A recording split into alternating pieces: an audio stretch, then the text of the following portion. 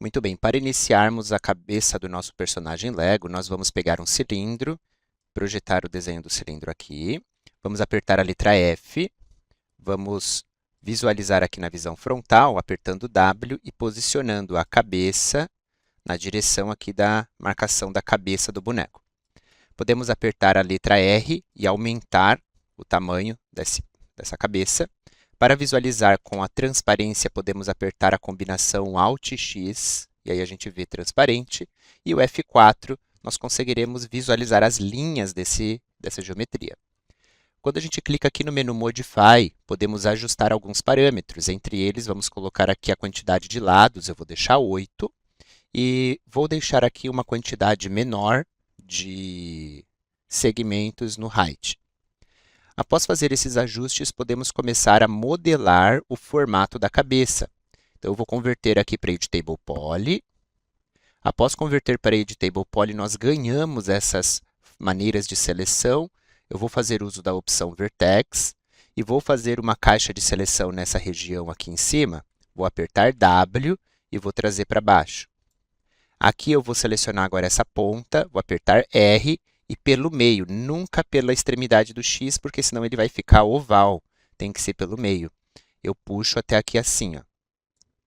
Esse de cima aqui eu posso colocar ele como se fosse um meio termo dessa curvatura. E esse aqui eu vou subir, deixando ele bem aqui, ó. Esse que está no meio termo, eu vou apertar R e vou deixar ele mais curvadinho assim, ó. Eu vou repetir esse procedimento na parte de baixo.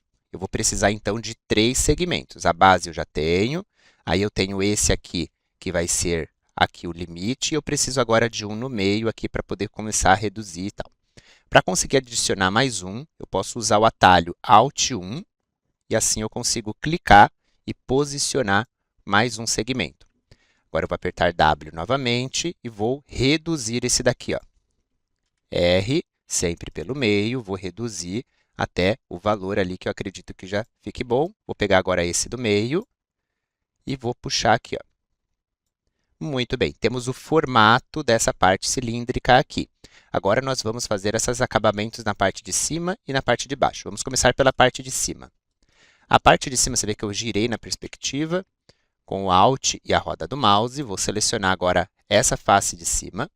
Para fazer essa face de cima, eu vou visualizar com várias telas. Para visualizar várias telas, eu vou apertar a combinação Alt W para visualizar as várias telas, ou eu também poderia usar esse botãozinho aqui no canto. Então, eu terei assim, ó, eu vou ter uma tela de perspectiva e essa tela, eu vou apertar F, eu quero que ela seja a minha visão frontal.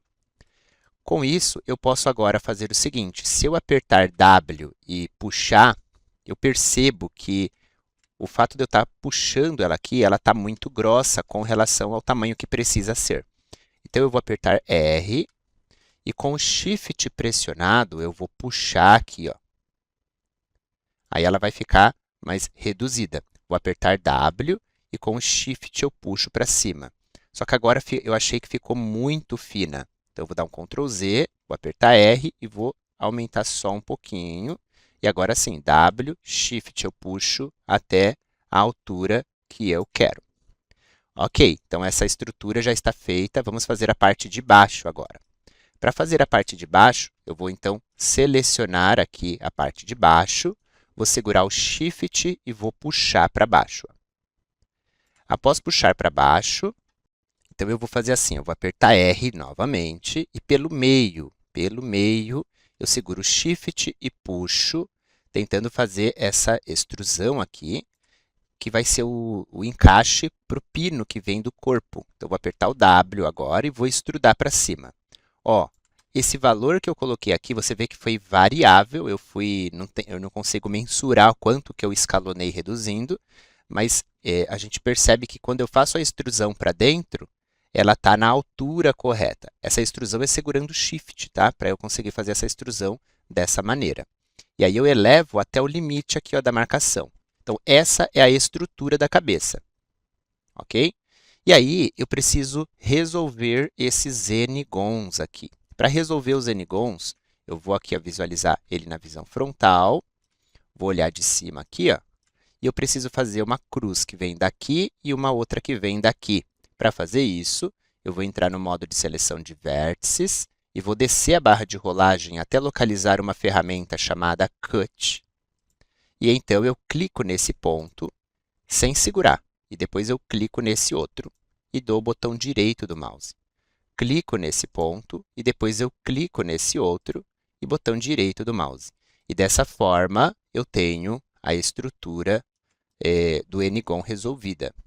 Vou resolver o N-gon de dentro. Para resolver o N-gon de dentro mais facilmente, porque aqui dentro tem um N-gon, para resolver mais facilmente, eu vou apertar W, vou pegar a ferramenta de seleção de face, vou pegar essa face de dentro e vou fazer uma leve extrusão com a escala, segurando o Shift vindo pelo meio e puxar assim para dentro.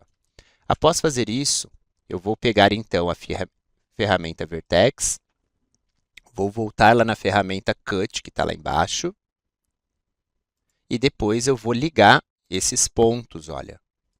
Botão direito, clica nesse e depois nesse, botão direito. E assim eu resolvi o N-gon de dentro. Muito bem. Agora, nós precisaremos adicionar um modificador para aplicar subdivisões. A gente vai vir aqui na lista de modificadores e vamos procurar o modificador OpenSubdiv. Então, a gente vai vir aqui, ele está em ordem alfabética, localizei o modificador OpenSubdiv e quando eu coloco ele, a gente vai perceber que ele dá uma arredondada em tudo. Agora, eu preciso adicionar linhas de sustentação para que essas definições sejam mantidas. Então, eu vou voltar aqui para o Editable Poly. Ao clicar em Editable Poly, eu vou escolher o Swift Loop, que é o atalho Alt 1. E assim eu vou começar a adicionar linhas de sustentação em todos os cantinhos. Então, eu fiz ali em cima já. Agora, eu vou fazer aqui, ó. Vou fazer aqui. Aqui também. E vou fazer aqui dentro também, ó. E lá dentro, no fundo, eu também vou adicionar mais um. Pronto. Observe que para cada quina eu tenho que ter 1, 2, 3 linhas. Para cada quina, observa. 1, 2, 3. Ó, aqui, ó. Cada cantinho, 1, 2, 3 segmentos de linha. Tá? Se eu ligar agora para visualizar o OpenSubdiv, vou ligar por aqui, ó.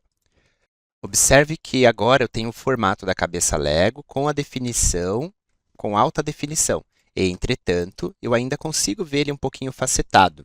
Isso se dá devido à quantidade de interações que existem no OpenSubdiv. Para isso, observem essas quininhas que estão aparecendo, essas pontinhas. Quando eu aumentar esse valor, está vendo que a definição dele aumenta e eu adicionei muito mais segmentos.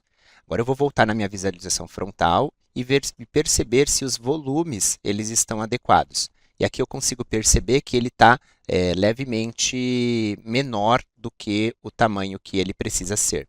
Para eu recuperar esses volumes, eu vou precisar aumentar o tamanho da cabeça do personagem, para ele recuperar esse volume. E aí, com o Alt X, eu estou na visualização frontal, eu vou voltar aqui no Editable Poly, e com o modo de seleção de vértices, eu vou selecionar todas essas partes. Observa que eu estou no modo de Editable Poly e ele não está, ele está maior. Só que quando eu aplico, ele reduz, ó, tá vendo? Quando eu aplico o OpenSubdiv, ele reduz. Isso é natural. Vou apertar W e vou reduzir o tamanho dele. Eu posso até deixar isso aqui ligado, para eu conseguir verificar na altura dele certinha como que ele está ficando ali, ó, tá bom? Então, aí eu posso ir controlando essa altura por aqui, ó, vendo o quanto eu quero ampliar ou reduzir, tá? Basicamente, esse é o fluxo para modelagem da cabeça do seu personagem Lego.